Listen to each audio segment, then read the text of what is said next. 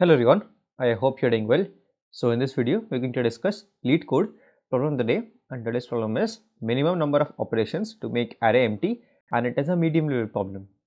So the problem says that we have been given a zero indexed array and we can perform any one of the two types of operations. So the first type of operation is choose two elements which are equal and delete them from the array, and the second operation is choose three elements which are equal and delete them from the array, right? Now we have to find out the minimum number of operations required to make the array empty and output -1 if it is not possible. So the very first thing, the first few things that we should be noticing is that key observations, let's say key observations. First of all, if the frequency of any element is 1, then the answer is never possible, right? So this is my first observation. The second observation would be to make operations minimum, I would want to perform operation 1 as many times as possible. So I believe operation 1, oh sorry, so it should be operation 2. So the operation basically remove 3 elements, basically this operation, right? So in order to make the number of operations to be minimum, I would want to perform operation 2, which is the operation in which we remove 3 elements together as many times as possible, right? And my now my question is how do I do point 2, right? So now I want to make sure that I fulfill this point 2, and I want to figure out how I can do this particular point. So let us make some simple observations. Let's say the frequency of any particular number is x, right? Now first of all, if x is equals to 1, I know that the answer return, I'm just going to return -1, right? Because the answer is never possible. Now let's say x mod 3 is equals to 0. This is a golden opportunity for us because we wanted to remove 3 elements together, and the value of x is a multiple of 3. Then we can remove all the elements by grouping 3 elements together. So in this particular case, I will add x by 3 to my answer because I will have to form x by 3 groups, right? This is also good. Now the case arrives when x mod 3 is equals to 2. So let us discuss this particular condition first, where x mod 3 is equals to 2, right?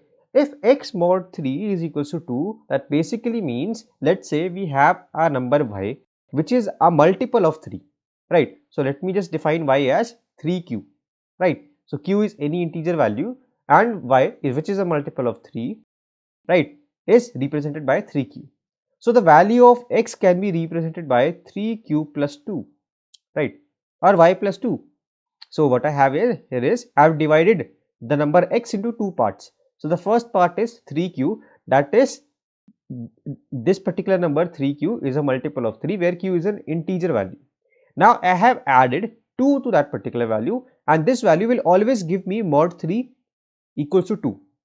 If you want to verify it, you can also do it like this: 3q mod 3 plus 2 mod 3 mod 3, right? So in this particular case, this is going to be 0, this is going to be 2, so the overall modular value will be 2, right? So now what I have done is I have reduced the value of x into a much simpler form. So what I can do, I can perform one operation. So let me just do plus plus answer.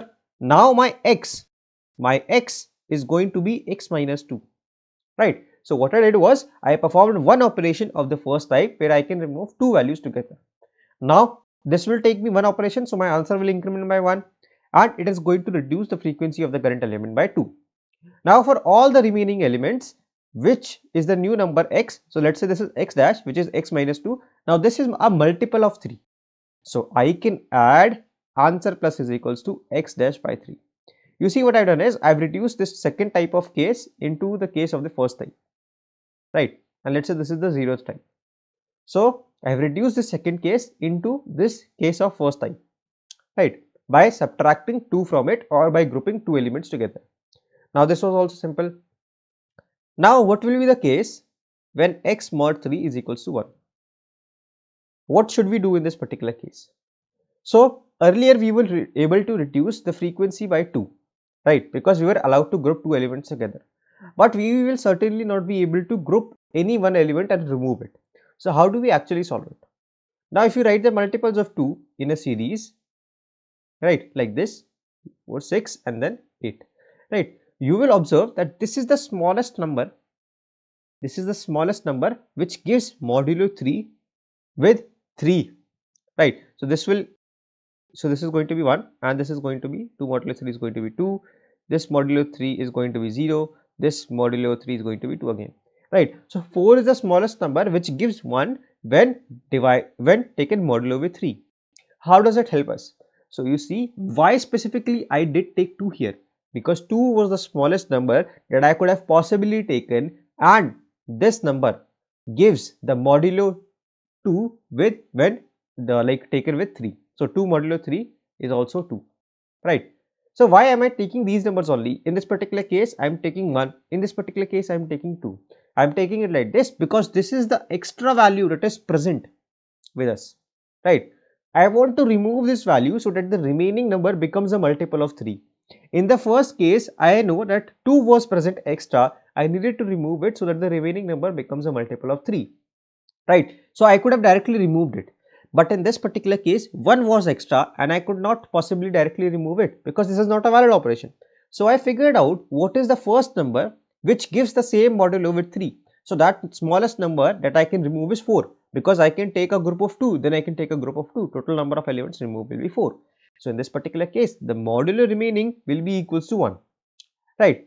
So let me just take an example so that it is more clear to you. Let us take a multiple of 3, right? So let's say we have taken 6, right? So we have taken a multiple of 3 which is 6. Now I add 1 to it. So now it becomes 7, right? So if you do 7 mod 3, it is going to be 1, right? So now I want to remove something from this 7 to convert it into a multiple of 3, right? And that removal should also be valid. So what I decide to do is I do 7 minus 4, right? So this remaining value will be 3, and you see this is a multiple of 3. You can take any other value also. Let's say we have considered the example of 18. 18 is a multiple of 3. I add 1 to it.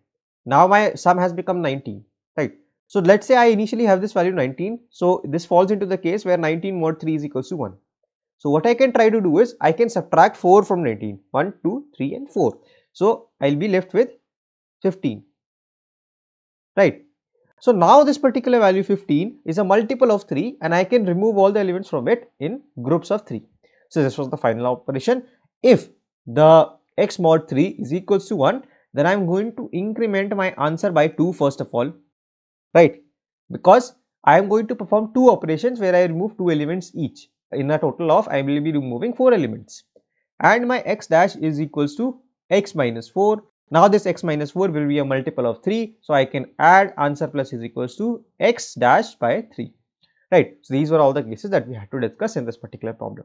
So I have tried to explain this particular thing in a very brief and elaborate way. I could have also just directly shown you, if this is the case you can do this, if this is the case you can do this, but I have tried to also mention why are we mathematically trying to do the same thing, right? Why are we exactly subtracting 4, why are we exactly subtracting 2, right? So let me just go through it once again. If the frequency of the current element is 1, just return minus 1 because no operation is possible. If the frequency of the current element is divisible by 3, I'm going to add x by 3 into my answer. If it is not divisible by 3 and the remainder is 2, I'm going to make an operation where I remove 2 elements. So the number of operations will be 1. So I increment my answer with 1. And for the remaining elements now, which will be a multiple of 3 itself, so I'm going to add x dash by 3 into that particular answer. Now if the remainder with 3 is equals to 1, then I'm going to add 2 to my answer and I'm going to set x dash as x minus 4, right? Why? Because I'm performing 2 operations where I remove 2 elements each and then I add x dash by 3 to my answer. So this would be the final solution. So let me show you the code how I have implemented it. So first of all, I have initialized my answer with 0, created an unordered map of frequencies. Now I have added all the values into the map by incrementing the frequency of each element by 1.